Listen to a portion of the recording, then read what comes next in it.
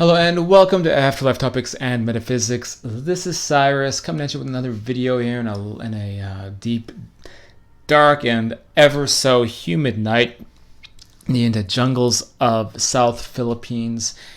And before I go to sleep for another day at it here, I want to talk about this article that is on, actually spreading around. It's a site called Fast Company, but it's spreading around quite a bit on the internet. It's a study that says Duke University researchers say every brain activity study you've ever read is wrong. I'll talk about why this is so significant and also really makes me laugh at the same time. A couple quick notes first before we begin. Number one, I noticed my teeth are a little bit more yellow looking. I should have brushed them before I came on camera. It's because I've been drinking a load of turmeric milk. You mix turmeric with milk and you add some black pepper that apparently does something to the anti-inflammatory properties or speeds it up into turmeric. I don't really understand it completely. As one of my new strategies to keep my long tail viral symptoms down. And I don't know if it's the increasing dosages of steroids or if it's the turmeric that's been helping me. But I have had fewer symptoms the last couple of nights. And so maybe it's the turmeric. But regardless, I'm going to keep this turmeric cleanse going. And I'm probably going to be having yellow stains all over my mouth and teeth and fingers as well because I'm just, pouring turmeric on everything. Okay, number two, just usual, you are watching Afterlife Topics where we discuss complex metaphysical supernatural subjects. If you subscribe to this channel, it only takes a moment. Something like 30% of my viewers are not subscribed to this channel. So for those of you who are not subscribed and watching this anyway, maybe now is a good time to get involved and go ahead, hit that subscribe button, and hopefully I'll have earned that subscription, and hopefully I'll earn it with this video talking about Duke University. They're talking about this study. And I said 30. Actually, I think it's a little bit high. I think it's like 40% of you guys are not subscribed. You don't really lose it. It just kind of helps keep the channel going. And YouTube devalues channels with fewer subscribers or slow growth. One of those lovely modern principles: the rich get richer, the poor get poorer. And channels that are growing slowly, YouTube makes them grow more slower. Pretty cruel. That's how their algorithm works. Anyway, so let's take a look at this. All those studies about brain activity, the ones that reveal thought patterns and feelings as a person performs a task. There's a problem. The measurement they're based on is inaccurate, according to a study out of Duke University that is rocking the field. Functional MRI machines, or fMRIs, are excellent at determining the brain structures involved in a task. For example, a study asking 50 people to count or remember names while undergoing an fMRI scan would accurately identify which parts of the brain are active during the task. The trouble is that when the same person is asked to do the same tasks weeks or months apart, the results vary wildly. This is likely because fMRIs don't actually measure brain activity directly. They measure blood flow to regions of the brain, which is used as a proxy for brain activity because neurons in those regions are presumably more active. Blood flow levels apparently change. The correlation between one scan and a second is not even fair. It's poor, says the lead author Ahmad Hariri, a professor of neuroscience and psychology at Duke University. The researchers re-examined 56 peer-reviewed published papers that conducted 90 fMRI experiments, some by leaders in the field, and also looked at the results of so-called test-retest fMRIs, where 65 subjects were asked to do the same tasks months apart. They found that of 7 measures of brain function, none had consistent readings. This is a mouthful of dirt for hundreds of researchers, and Hariri is one of them. He has carried out fMRI research for 15 years and is currently running a long-term fMRI study of 1,500 Duke students to discern why some come away from traumatic events with PTSD while others do not. I'm going to throw myself under the bus, he says. This whole sub-branch of fMRI could go extinct if we don't address this critical limitation. There's really a lot here. There's so many points that we could make out of this. So many points we can make out of this.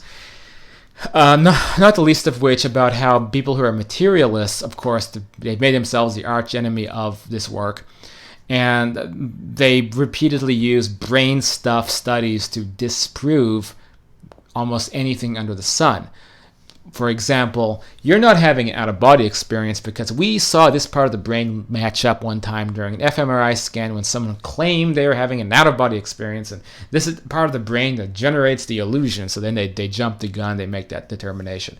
Or let's say trying to be completely reductionistic about consciousness, conscious experience. So they say, a love is clearly this part of the brain because this lights up, and very specific things. The love of peanut butter Skittles is around this side of the brain because when they eat the peanut butter Skittle, this very specific region lights up. So we call it the peanut butter Skittle lobe of the brain. If we go in there with a scalpel, we can take that out, and then you'll hate peanut butter Skittles like you hate okra. This has been the predominant mindset in neuroscience since forever, just about. And again, it's used to continually discredit the supernormal elements of life in a very dismissive fashion, because there's this magical phenomenon of the brain lighting up when you do stuff, and then that is where the stuff actually comes from. Very weird philosophical position to take. Like, inside that meat and sinew inside of your skull somewhere is the physical manifestation of the non-physical feeling or experience. So love itself are these neurons and chemicals and things, and that's where it's all being generated next to the mythical consciousness generator, which is also chemicals and meat, and these chemicals and meat are leaking out consciousness. This is their perspective, and this study is basically saying there's a lot of BS when looking at brain scans, because that peanut butter Skittle part of your brain, it turns out the reason that the brain lit up is because blood is just flowing in the brain wherever it wants to go, and it doesn't have anything to do with the brain specifically reflecting that behavior. It's actually, this is according to this study, it might, most of the time, as far as they can tell, be just blood flowing however it likes to flow in the brain. And maybe all along, a lot of this research wasn't really amounting to anything.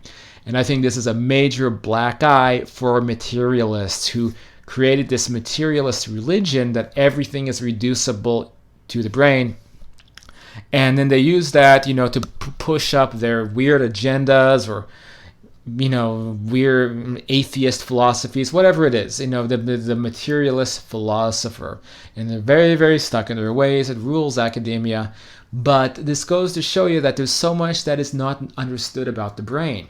You hear sometimes these same people saying that we understand everything about nature and biology, and so it's just a matter of time until we understand consciousness. If you ever go on the Project Consciousness group on Facebook, they repeat that same trope again and again, saying one of these days we'll figure it out. We'll figure this consciousness thing out. Just wait another few years. I've been hearing articles like that since I was 13 years old on forums like this. I don't know, like 19, 20 years ago on the internet. And, even back in the primitive early days of the internet, I was still engaged in this material. And there were still articles like that, 2 decades ago, and they still haven't found consciousness. And now you have studies like this throwing into disarray, I think, one of the most fundamental tenets of materialism, which is that brain lights up, and that's where the stuff is that makes the stuff happen, and that's why you feel this way and this happens. What if it's just blood flowing wherever it wants to flow, and it doesn't have anything to do with being able to pinpoint the exact parts of the brain? But I think what we do know, and look, I'm not a scientist, I'm a reporter, I'm rehashing stuff that people smarter than me talk about, report, and study, and people who are actually scientists. But based upon my reporting and what I've studied and what I've written about, brain is a very dynamic organ that has the ability to reshape itself, that has the ability to, different parts of the brain at different times can operate different different parts or different components, different switches can be activated and they can become interchangeable. It's a very fluid, dynamic organ. That's why sometimes people have parts of the brain cut off, and then the brain kind of retrains itself to be able to like operate again and reacquire its kind of create a new hemispheric control mechanism of some kind. And that there's even, this can go so far that you have the cases of it was hydrocephalus, people born with very little brain, just enough like meat above a stem, and that the brain again is still able to shrink itself and partition all of that even into that very, very limited scope. And then at the same time, the brain can totally go haywire from getting a knock on the skull, and then suddenly you're blind, or you have something wrong with you, or you can't read or write the rest of your life. So it can swing both ways, we know that, but it's not as simple as just, brain lights up and that's where it is. That's where PTSD comes from. And I think what these studies are going to show, what I think people who are not the diehard materialists have been saying all along. Anyway, tell me what you think in the comments down below about this, and if materialists have a black eye or not from a study like this one. And you can get involved, of course, at afterlifetopics.com. Sign up, become a patron, work with me personally, learn about, if you want to learn about astral projection, astral travel, contacting deceased loved ones, that kind of stuff, to help kind of keep the show on the road.